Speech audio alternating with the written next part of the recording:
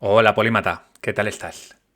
Los programas de misterio y conspiraciones siempre han estado en lo alto de la parrilla televisiva. En España tenemos a Iker Jiménez, en Estados Unidos el podcast del carismático Joe Rogan, que por cierto es uno de los podcasts más escuchados del mundo, si no el que más. A todos nos gusta escuchar una de esas largas conversaciones en las que hay sospechas, intenciones ocultas y preguntas sin resolver. Al escucharlas, muchos sentimos esa mezcla de curiosidad y privilegio del que accede a información oculta para la mayoría. Y esa sensación es placentera, muy placentera. La duda es una cualidad muy valiosa, pero no en todas sus formas. Por un lado existe la actitud del científico y del filósofo, la del explorador. Su fin último es comprender mejor el mundo que le rodea. Luego tenemos otra forma de dudar, la eterna sospecha. Ese escepticismo inagotable del conspiranoico y del amante del misterio. Esta actitud no busca el conocimiento, sino recrearse en la sensación de estar frente a lo desconocido. Es poco fértil y a veces cínica. Sam Harris, en su podcast, llamó a esta forma de duda la pornografía de la duda. Pero volvamos a Joe Rogan, uno de los comunicadores más famosos de nuestro tiempo. Su programa de entrevistas kilométricas ha congregado a personajes tan dispares como el presidente Donald Trump, Ilia Topuria, Quentin Tarantino o Elon Musk. Es un tipo que puede hablar de artes marciales mixtas, de vacunas, de cambio climático, y todo ello sin despeinarse. Es un comunicador brillante, curioso, carismático, divertido y, en mi opinión, tiene ese aura de macho alfa sensible que gusta tanto a hombres como a mujeres. Su habilidad para las entrevistas es deliciosa, sabe hacer sentir cómodos a sus compañeros de mesa y es suficientemente inteligente como para que la entrevista no se convierta en un conjunto de lugares comunes. Vamos, que su éxito no es una casualidad. Hoy traigo a Rogan a Polímatas, no para echarle flores, sino para señalarlo. A él y a todos los que, como él, alimentan lo que Sam Harris llama la pornografía de la duda. Cuando alguien como Joe, con una audiencia de decenas de millones de personas, da espacio a ideas absurdas, peligrosas y pseudocientíficas, sin además someterlas a suficiente presión crítica, esto puede tener consecuencias reales. En el capítulo de hoy voy a hablarte de la duda y de cómo puede ser una herramienta para el progreso o bien un arma de confusión con consecuencias muy serias. Y para ello vamos a utilizar a Joe Rogan y una entrevista que le hizo al conocido, sobre todo en Estados Unidos, Robert F. Kennedy Jr. La vamos a utilizar como hilo conductor. Sin más, empecemos. Esto es Polímatas. Conocimiento, razón y aprendizaje. El caso que quiero utilizar como hilo conductor tuvo lugar en junio de 2023, cuando Joe Rogan entrevistó durante unas 3 horas a RFK, Robert F. Kennedy. Le vamos a llamar a partir de ahora RFK para que sea más rápido. RFK no es un invitado cualquiera, es miembro de la familia Kennedy, abogado ambientalista y en aquel momento aspirante a la presidencia. Es decir, no estamos hablando de un conspiranoico de forocoches, estamos hablando de alguien con mucho peso mediático y político. Durante la conversación, la charla derivó al asunto de las vacunas y sus peligros, pero RFK no era un experto en vacunas, no lo es, tampoco es inmunólogo ni investigador. Más bien es conocido por haber fundado la Children's Health Defense, que es una organización señalada repetidamente por difundir desinformación sobre las vacunas. Y aquí, lógicamente, empieza el problema. Porque una cosa es sentar a una celebridad para hablar de política, de su vida, o incluso de su desconfianza hacia las grandes empresas. Todo eso puede ser interesante para mucha gente, pero otra muy diferente es sentarlo durante horas a hablar sobre vacunas.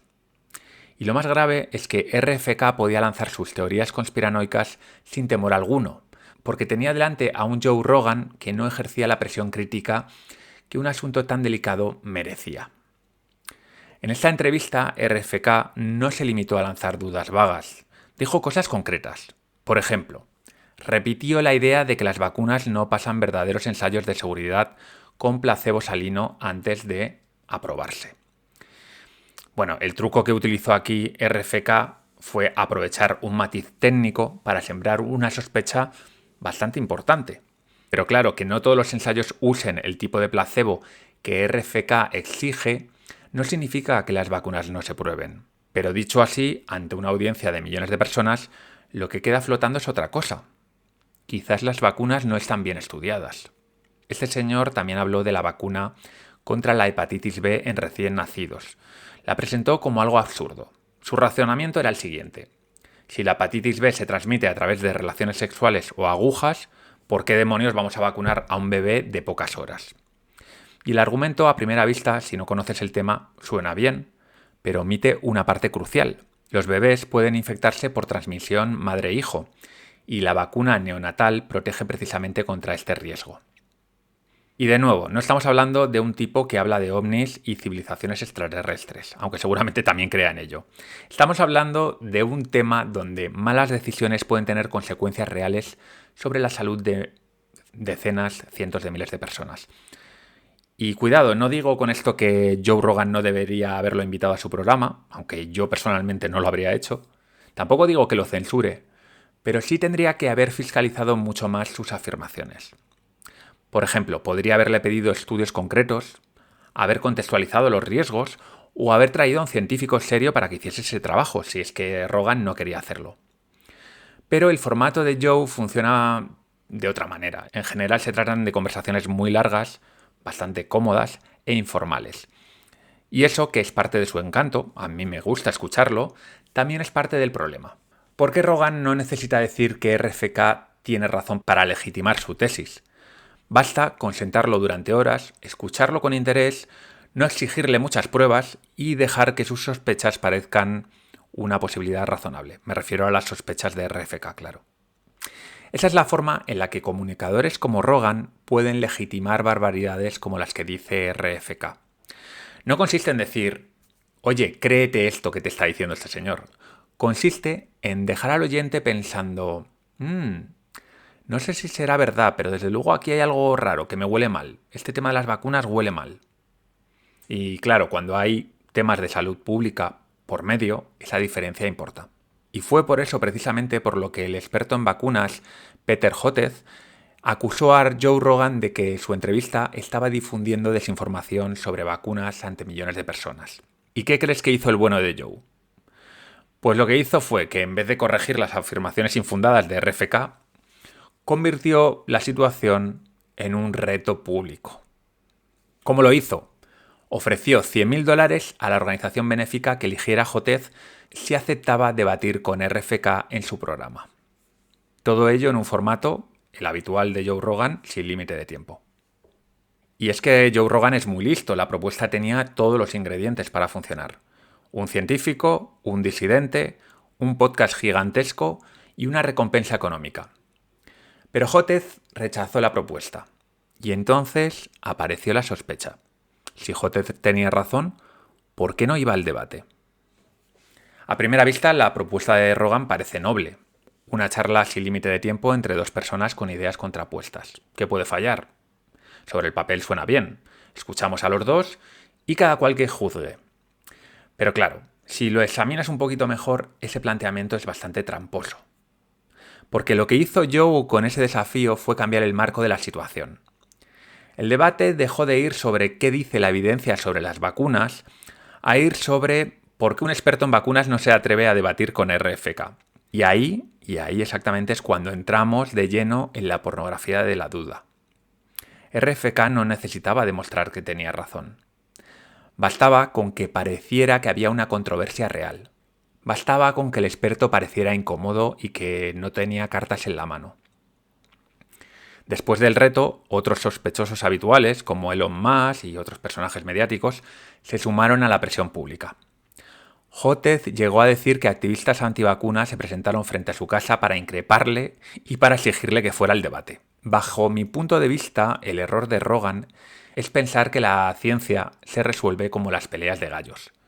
Pero no es así, Rogan. Los debates públicos son un espectáculo, no son el método más adecuado para aclarar asuntos científicos. A veces ese formato podría llegar a funcionar, sobre todo cuando el experto acompaña sus conocimientos con cierta capacidad de oratoria, con cierta presencia, y sobre todo cuando el formato tiene unas reglas del juego bien definidas que sean limpias. Pero incluso en esas circunstancias tiene un problema este formato. Crea una falsa simetría entre una posición respaldada por mucha evidencia, la del científico, y otra que carece de pruebas. El caso de Hotez es útil para entender que los promotores de la pornografía de la duda no necesitan muchas pruebas. Solo necesitan crear la sensación de que hay cuestiones sobre las que los expertos no quieren debatir. Y eso nos lleva al punto central del episodio de hoy. No toda duda es pensamiento crítico. Hay una duda que busca entender, la comprensión, y otra que solo quiere mantener viva la sospecha. Vamos a profundizar un poquito más sobre el concepto de pornografía de la duda. Dudar no es malo. Sin duda no hay ciencia, ni filosofía, ni tampoco pensamiento crítico. En mi curso avanzado de pensamiento crítico hablo precisamente de esto. Lo hago cuando explico la mentalidad necesaria para ser un buen pensador crítico. El escepticismo es indispensable, pero mal llevado puede convertirse en un problema. Dudar de si la Tierra es esférica es perder el tiempo en cuestiones que están más allá de toda duda razonable. Porque al fin y al cabo, dudar de todo es tan estéril como creérselo todo. El crédulo se engaña porque acepta sin preguntar. El escéptico radical se engaña porque niega cualquier posibilidad de conocimiento. El pensador crítico hace otra cosa diferente. Duda con criterio. Investiga y acepta de forma provisional las mejores explicaciones posibles. Y aquí aparece el problema que nos interesa hoy. La duda que no busca comprender. El adicto a la pornografía de la duda no quiere comparar hipótesis y aceptar que algunas explicaciones son mucho más probables que otras. Lo que quiere es seguir flotando en ese estado mental en el que todo parece turbio y manipulado. En la pornografía de la duda, esta no funciona como una herramienta para conocer, sino como un estímulo intenso y fácil que te hace sentir bien. O sea, como una especie de droga, por decirlo de algún modo. Y aquí aparece otro problema adicional. La sospecha es barata, la explicación es cara. Sospechar es lo fácil, basta con encontrar un detalle que no encaja, una casualidad sospechosa o una decisión institucional torpe. Cuando Rogan hace preguntas sin mojarse, puede refugiarse en que solo son preguntas. Pero cuidado, las preguntas no son inocuas. Por su parte, dar una explicación seria tiene un coste mucho más alto. Exige buscar evidencias, jerarquizarlas, comparar hipótesis y aceptar que muchas veces la explicación más aburrida es también la más probable. RFK no necesitó demostrar que las vacunas son peligrosas. Por eso la pornografía de la duda es tan peligrosa para el pensamiento crítico. Se disfraza de escepticismo, pero no reparte el escepticismo de forma justa. ¿Qué quiere decir esto? Pues que es durísima con el consenso científico y benevolente con las alternativas especulativas. Y aquí quiero dejar claro una cosa. Hay una objeción bastante justa a todo lo que hemos hablado hasta ahora. Las instituciones fallan muchas veces. Falla la ciencia, fallan la FDA, falla la OMS.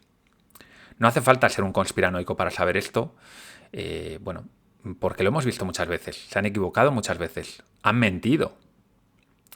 Por eso aquí no me interesa hacer una defensa ingenua del establishment. La conclusión de este capítulo no es confía siempre en los expertos. Esa es una mala filosofía y una pésima forma de entender la ciencia.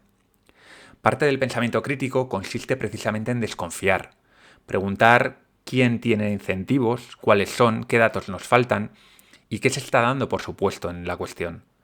Sin ese escepticismo no hay pensamiento crítico. Pero aquí está la falsa dicotomía. Que las instituciones fallen y tengan sus propios intereses no convierte al anti-establishment en fiable. Una farmacéutica puede estar intentando vendernos cientos de millones de vacunas y RFK Jr. al mismo tiempo puede estar diciendo barbaridades. Que existan incentivos perversos en la industria no demuestra que una acusación concreta sea cierta. Y este es precisamente el salto tramposo. Pasar de la versión oficial tiene problemas a entonces la versión alternativa merece mi confianza. No. Si alguien dice que las vacunas son peligrosas o que los expertos esconden algo, tienen que presentar buena evidencia y resistir objeciones serias. La sospecha puede abrir una investigación, pero no sustituirla. Rogan me interesa porque es un personaje con una influencia enorme y porque su influencia no siempre es directa ni obvia, sino que muchas veces descansa en las dudas que deja en el aire. Pero la responsabilidad no es solo de Joe Rogan, sino de todos los que tenemos un altavoz. Cuando comunicas ante una audiencia, no solo transmites información. Decides a quién prestas atención, qué voces presentas como interesantes y qué sospechas dejas abiertas. Por eso, la responsabilidad de un creador no se limita a decir la verdad. También importa qué dudas siembras. En un mundo ideal, nuestros oyentes serían pensadores críticos afilados, que tendrían tiempo y ganas de contrastar evidencias. Pero, a ver, ese mundo no existe. Todos lo sabemos. Y aquí es donde Rogan falla. O no parece plenamente consciente de esa responsabilidad o actúa como si no le correspondiera. En la entrevista con RFK, por ejemplo, sobrevoló una vieja sospecha del mundo antivacunas, la ya desacreditada una y otra vez posible relación entre vacunas y autismo. Aunque RFK o Rogan no digan explícitamente que esa relación está demostrada, basta con hablar de ella durante un buen rato como si fuera una posibilidad razonable para sembrar la duda. Cuidado, no deberíamos infravalorar el poder de la exposición continuada a una idea y cómo ésta va calando poco a poco en la mente de la gente. Por eso, cuando se trata de un asunto delicado y complejo como el de las vacunas, hace falta presentarlo con rigor, con preparación y con exigencia al entrevistado. Aquí mi regla de oro es la siguiente. A mayor audiencia tengas y mayor sea el impacto del tema que estás tratando, mayor cuestionamiento crítico debes poner encima de la mesa. Si hablas con 3 amigos en una cena, puedes permitirte especular y decir alguna tontería. Pero si tienes una audiencia de millones de personas, tus tonterías ya no son solo tuyas. Cambian la forma en que mucha gente interpreta el mundo. Y todo esto nos devuelve al punto de partida. Sam Harris llamó a esto la pornografía de la duda, y la expresión funciona bien porque señala una perversión del escepticismo. La duda que no busca conocer, sino excitarse con la sospecha. El objetivo no es confiar a ciegas en los expertos, medios o instituciones. Tampoco prohibir conversaciones incómodas. El objetivo es dudar con proporción. Si una institución afirma algo, habrá que mirar qué evidencias tiene. Y si un disidente la contradice, también. Y si ese disidente hace afirmaciones extraordinarias, sus pruebas deberían ser extraordinarias. Hay un error muy común que veo constantemente, que es pensar que el pensamiento crítico consiste en desconfiar siempre de la versión oficial, de lo que todo el mundo sabe. Pero no. Consiste en repartir la desconfianza con criterio. Y una cosa más que me gustaría apuntar. Las ideas falsas no siempre entran en nuestra cabeza como dogmas. A veces entran como dudas seductoras que van calando sin que nos demos cuenta. En definitiva, podemos usar la duda como una herramienta para mirar mejor la realidad o como una droga suave que nos hace sentir bien en nuestra ignorancia. La primera opción es pensamiento crítico. La segunda es pornografía de la duda. Y con esto terminamos este episodio de hoy. Espero que te haya gustado. Te recomiendo que te veas el episodio de Rogan si te interesa este tema, porque no tiene desperdicio. Que lo hagas obviamente con pensamiento crítico. Y que si precisamente lo que piensas es que te gustaría aprender más pensamiento crítico, que sepas que en unos meses comenzará la segunda edición de mi curso de pensamiento crítico avanzado y que en los comentarios y en la descripción de este episodio te dejo exactamente cómo hacer la prerreserva. Importante porque habrá pocas plazas y ya hay muchos interesados. Sin más, soy Iván Muñoz de Bustillo y esto ha sido un capítulo más de Polímatas. Hasta pronto.